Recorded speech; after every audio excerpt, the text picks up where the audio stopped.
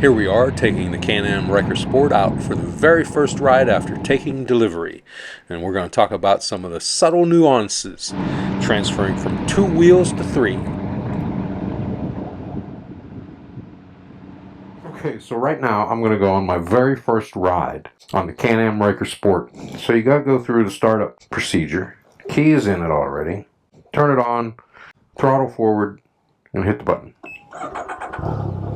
Okay, so now it's started. And now I can get off the thing and I can open it up, little glove compartment. And the only reason I need to open it up on my first trip is that I have to put my owner's copy of the registration in it and my insurance. Now, another thing that I like to do whenever I get something new like this is I like to go through the owner's manual. And I went through the owner's manual on this to figure out what the tire pressure was in the front and rear tires. And it said to check the tire label on the bike. And it didn't tell me in the owner's manual where the tire label was, so I had to look that up online or watch somebody else's YouTube video to find out where that was. And it is underneath this air intake right here on the side. You open it up, and then you see the tire pressure label over here. And the fronts are 25 psi and the rear is 28. So I checked them. They were at 25 and 28. But the one thing I like to do is that I have a little electric handheld air pump. 28 pounds in the rear. That's what she said. 28 pounds in the rear. Every time I check tire pressure on one of my bikes, I like to take it down below what the tire pressure is supposed to be and then raise it back up to what it is supposed to be. That way I think that I got an accurate reading. So it started and it'll warm up while I'm talking. It's got 1.2 miles on it from the dealer down there. And there they are, Woods Cycle Country. I always want to call them Woods Country Cycle. But it's Woods Cycle Country in New Braunfels, Texas. It's a little bit north of San Antonio, along Interstate 35, south of Austin, Texas. I'm only going to take it for a brief ride here because I'll show you here. The radiator is right there. And what I really need to do is get a radiator cover for that to keep pebbles and stones and bugs from, denting that radiator.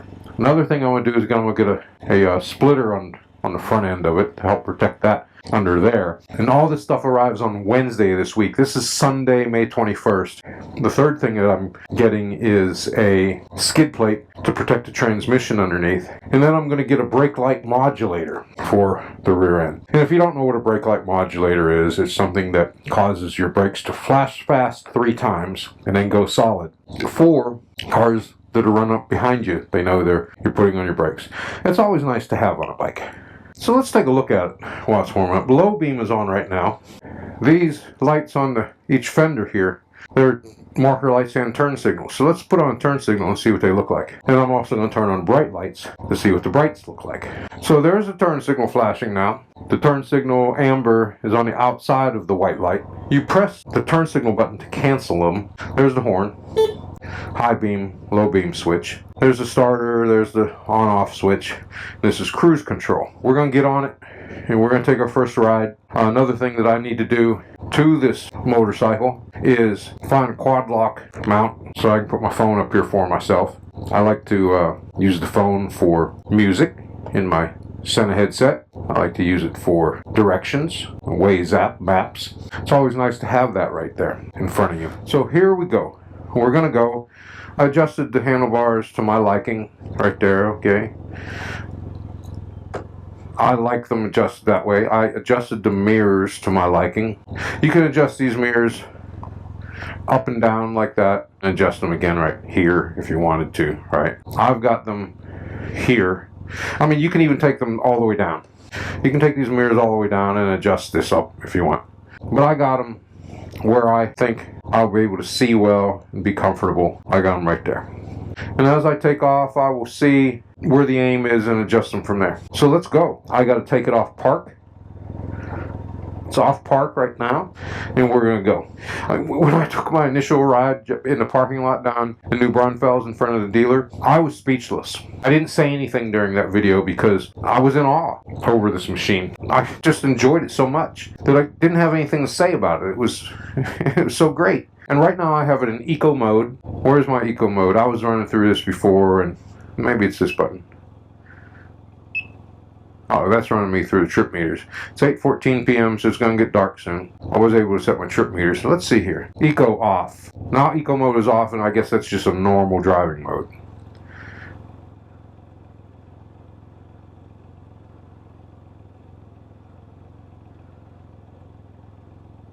Sport mode, which turns traction control off right up there, it seems. So I don't want to ride it in that my first time out.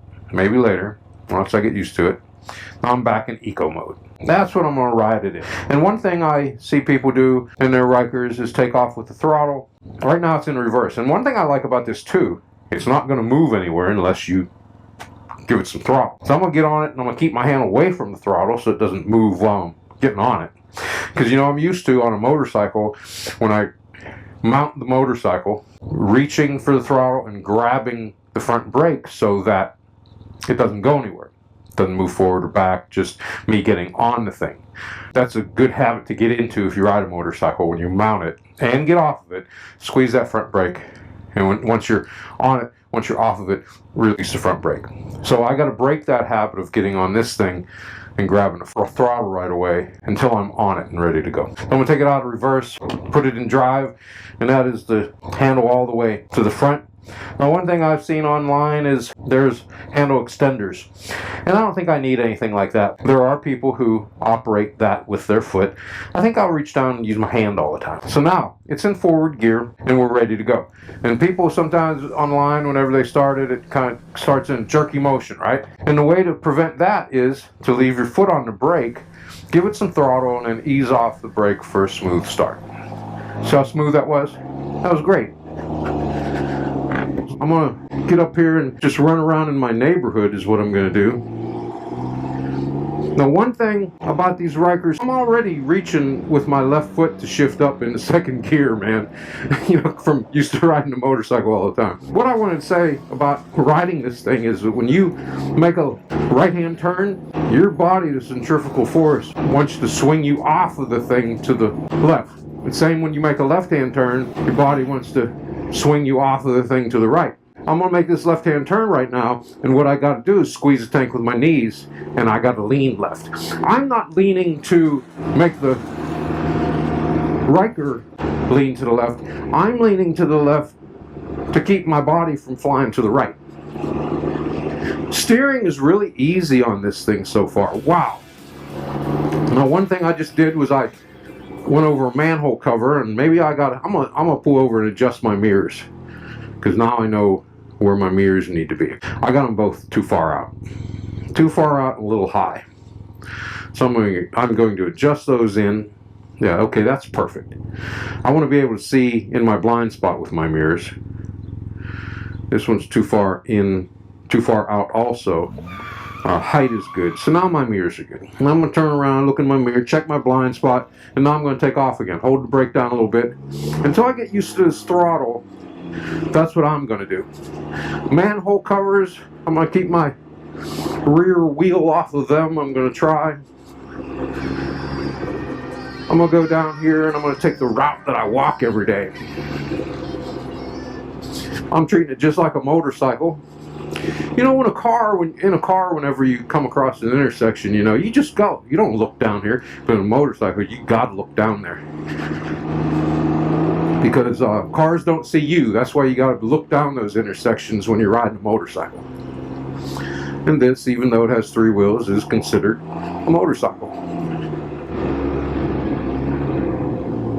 You know, it's weird getting used to the brakes coming from a motorcycle, because I'm wanting again to reach and grab for the front brake with my right hand and just ease on the brake with my right foot. Here I am taking this left-hand turn and I'm squeezing with my knees and leaning left. Not to lean the Can Am, but just so centrifugal force does not throw me to the right. Here I am applying brake again. Going left. I thought that there was a gear indicator on here, but I don't see it yet. I'm going to pull over here. Here I am, reaching for the front brake again as I stop.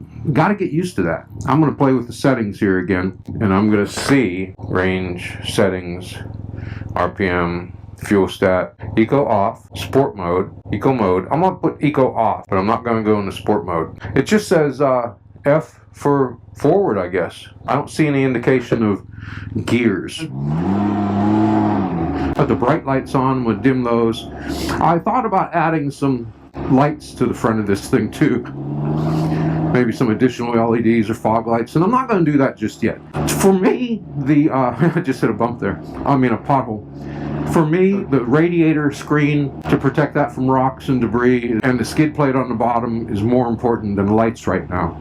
But what I think is important, you know, when you let off the throttle, this thing will slow down quite a bit. Like, well, when I let off the throttle and I'm slowing down, I do tap my brakes for the cars that might be behind me. So you got to do that with this too. As you let off the throttle, it slows down quite a bit. There's no indication to drivers behind you that that is what you are doing. So turn signals are not self-canceling, so you got to cancel them all the time.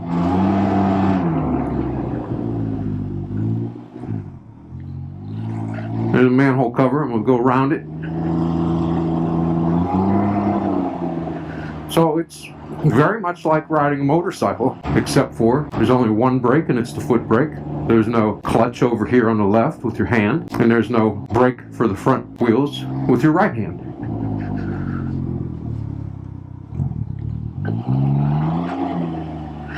I really don't like taking it out here at 8:23 p.m. and it's just turning, I guess, dusk. Dawn is in the morning, so this is dusk because the deer are coming out around this time. I start my evening walking exercise around this time at night, and I see deer. I see deer up and down this road that's right ahead. But we'll see here. I mean, this is a fun first ride. I like it so far. I'm wanting to put my feet down too, as if I'm riding a motorcycle. That's kind of strange. It's going to take a lot of getting used to. The width of the Ryker, pretty cool. I wish I had my phone mounted up here with the Waze app running on it too, so that I could see the accuracy of the speedometer. I'm scanning for deer. I'm going to switch lanes, check my rear view, switch lanes, because I'm going to make a right-hand turn up here. I'm squeezing the tank with my knees right now before I make this turn.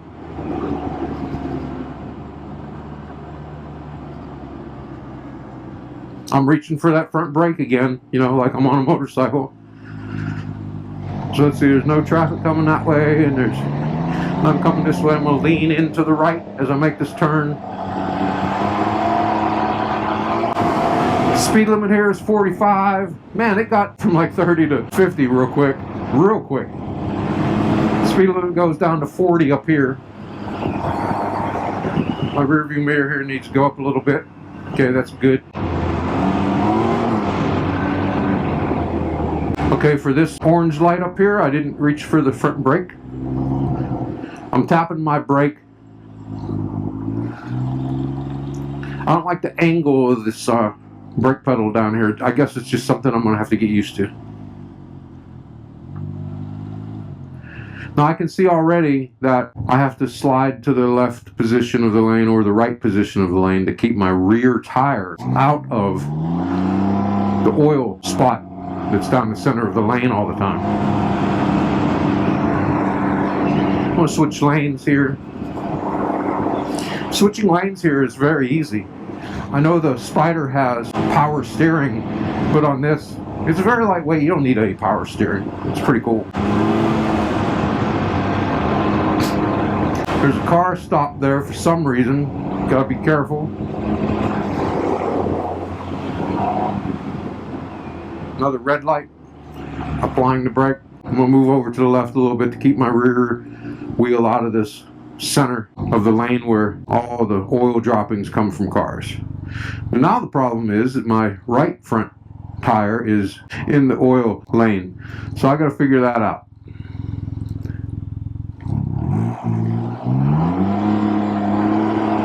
It will get up and go. I like it. It'll get up and go and leave everything else behind. Wow. It's very powerful. I think it has like 88 or 89 horsepower, which is plenty.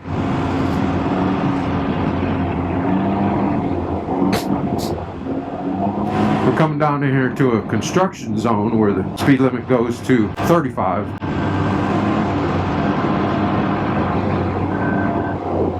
Nobody behind me coming up close. I adjusted the foot pegs back a little bit. They were all the way forward, but I think they're going to be more comfortable for me all the way forward. My knees, I'm feeling, I got bad knees. I'm 60 years old, spent my life in the Army, did a lot of running, broke my knee and tibia in my left leg. So my knees, if anything, if I ever have any trouble, it comes in my knees. I adjusted the foot pegs back in case I hit any hard bumps or anything like that, and I had to stand sort of at a mid-control level, but I think as for comfort for my knees, I will adjust the foot pegs forward more. I'm trying to stay out of this car's blind spot.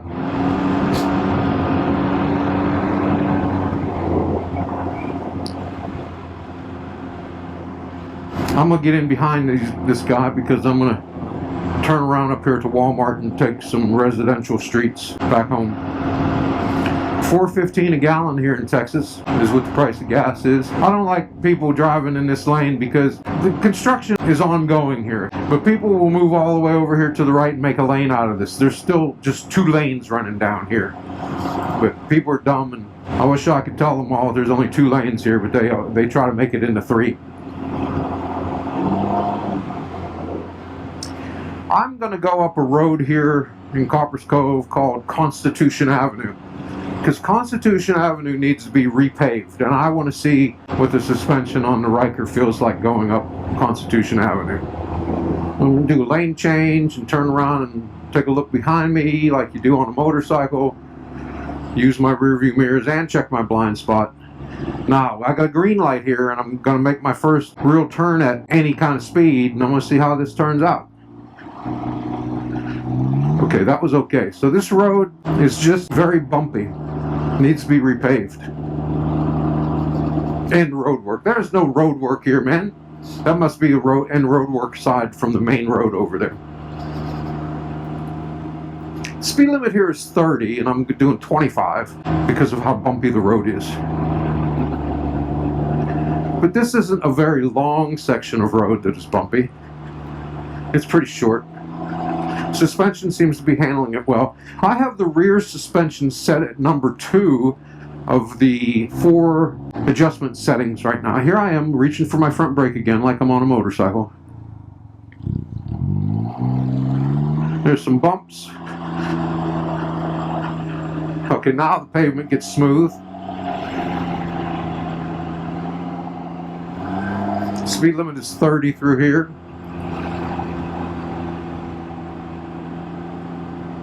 Now, to talk about insurance on this Ryker, through Geico, it was going to be about $700 and something a year, and that was just way too much. If it was going to be $700 a year, I wouldn't have bought it. So then I went with Dairyland Insurance, and Dairyland Insurance was half that. It's $300 and something a year. So I don't understand what the difference is among insurance companies where it could be $300 and something a year with Dairyland and $700 and something a year with Geico. Geico was less with my Triumph Speedmaster and my Yamaha XC250 than Dairyland was, but Dairyland offered more and better coverage. So I switched all 3 over to Dairyland. I forget how much I'm paying per year on all 3, but it doesn't matter. I mean, I made the decision. I need insurance on all 3, so I got insurance on all 3 through Dairyland now. I really enjoy riding this. Haven't taken it on a highway yet at speed, like 60, 65, and 70. So I don't know whether or not I need a windshield just yet. Windshields are always nice, as long as you can see over them. You got to be able to see over your windshield. You don't want to be looking through a windshield because here I am, I got a full face helmet with a shield on it. And it rains, and if I can't look over my windshield, now I'm looking through my helmet with rain on it and a windshield with rain on it, and you don't want that. You always want to be able to see over a windshield. So this is nice. I really am enjoying this machine so far, and I'm glad I got it. It's very nice.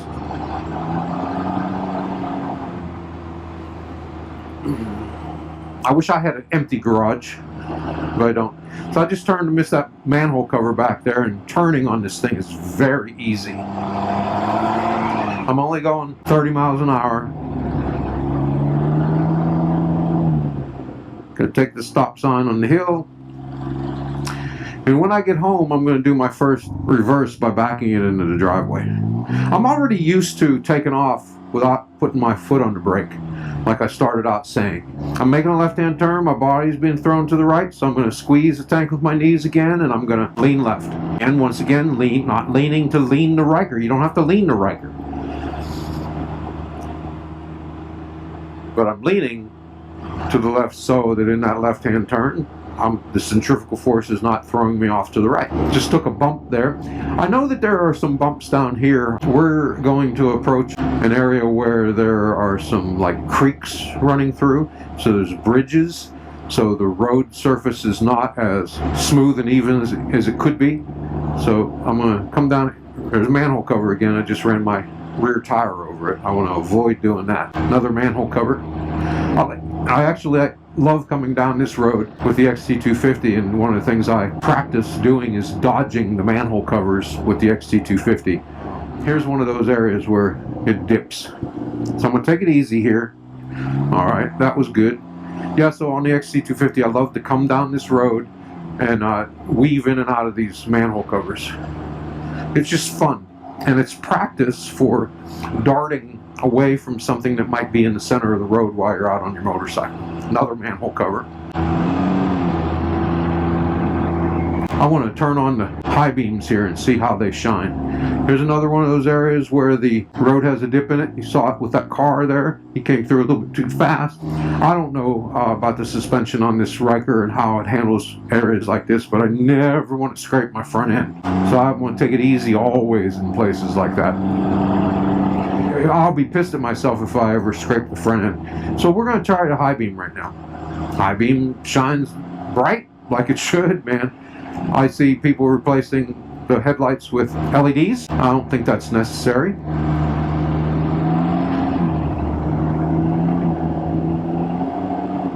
I really like coming through here. It's a little S twisty bend on a motorcycle. It feels just as good on the Ryker. The speed limit through here is 30. So we're going to get down here to the main road that runs through my town of Copper Cove. Put the turn signal on. I got to watch this intersection because people don't believe that they need to stop here. And here we are. We're stopped.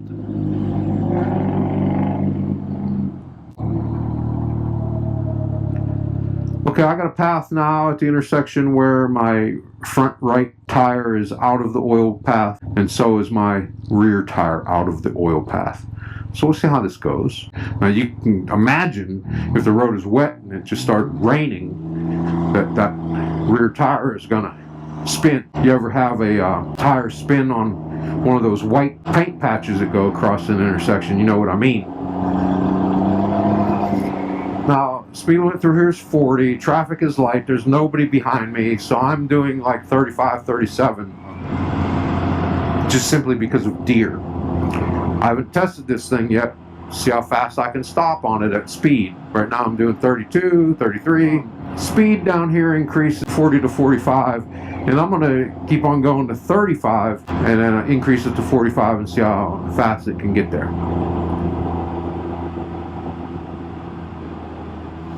Now, on the Ryker, their website says that there is a 200-mile break-in period, which means to vary speeds, you can vary RPMs and all that kind of jazz.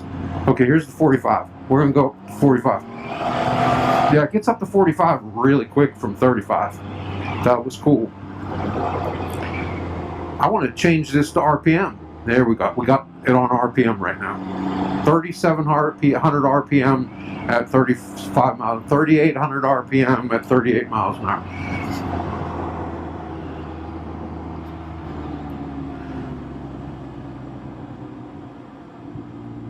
I did feel these little reflectors in the road as my left front tire hit one. I like it. Let's see how far we went. I went 9.8 miles. Trip 8.6 miles. That's the trip that I took. how far I went. Now we got an orange light. We're going to sit right here until this traffic passes. Car coming up behind me. Car coming my way is making a left. Now it's time for me to go. Here we go, Can Am Ryker. Let's make this turn. Made that at about 18 to 20 miles an hour, just like I would in a car. Now I'm looking out for these deer because it is the time of day where deer are just coming out.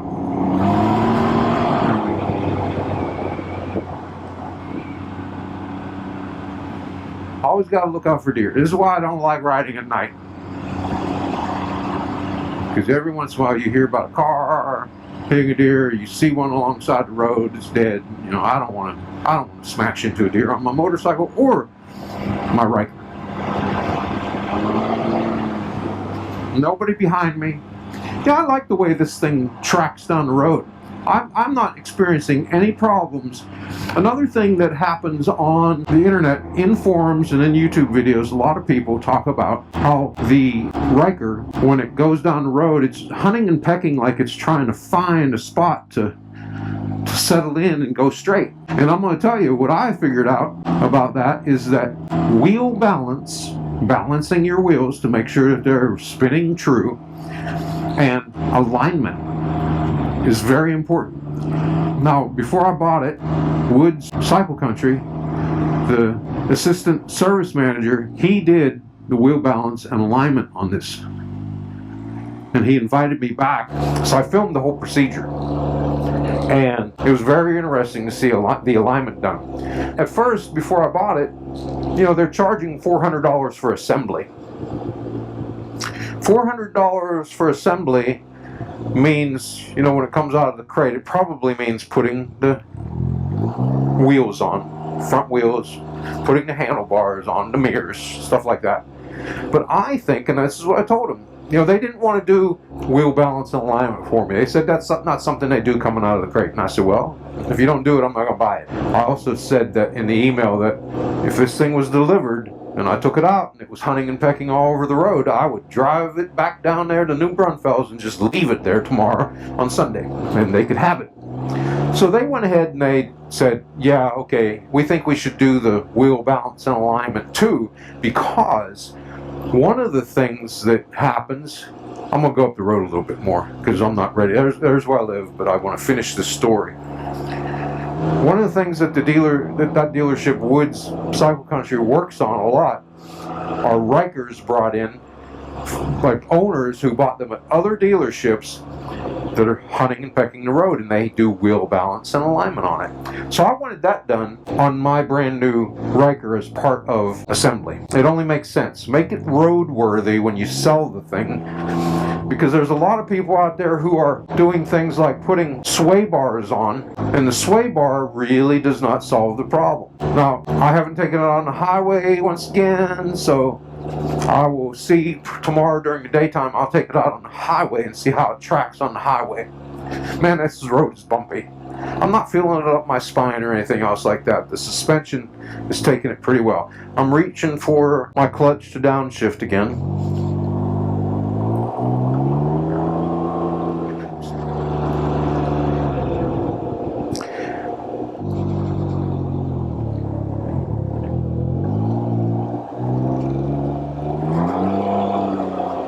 I'm looking to shift up and reach the clutch, shift up again. So anyway, I'm going to get this thing out on the highway sometime tomorrow. And the front suspension just took a manhole cover that was sunken down about 3 inches, but it was okay. I was trying to avoid it. I hit it head on. But it was okay. It felt good. Didn't harm me any. Didn't go up my spine. So anyway, yeah, I'm going to get it on the highway tomorrow, take it up to about 70, 75 miles an hour and see how it tracks down the highway. And I'm pretty sure because of the wheel balance and the proper alignment that it is going to be just fine. And then I won't need a sway bar. Okay, now I'm done talking and I'm going to pull into my house here. Back it into the driveway. Okay, so let's put it in reverse. Reach down here. it beeps, and the emergency flashers and the tail lights go on. Now this is going to be tricky. How do I do this? How do I do this and do it well is what I'm after. Okay, let me see. I'm over here to the right a little bit too much. I gotta move it over. See, I'm in the gravel. I gotta get back up on the driveway. Move it back here. And check to see where my car is. I'll move it over to the left a little bit more.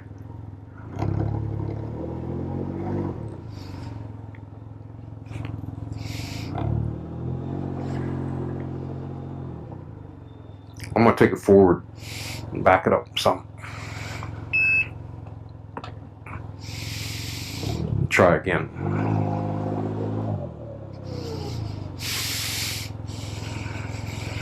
Got to move turn the wheels to get away from the handlebar.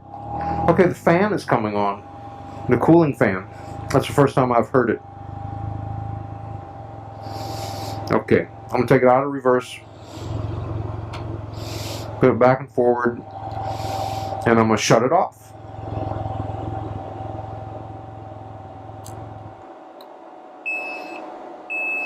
Now, it's going to beep until I put it in park.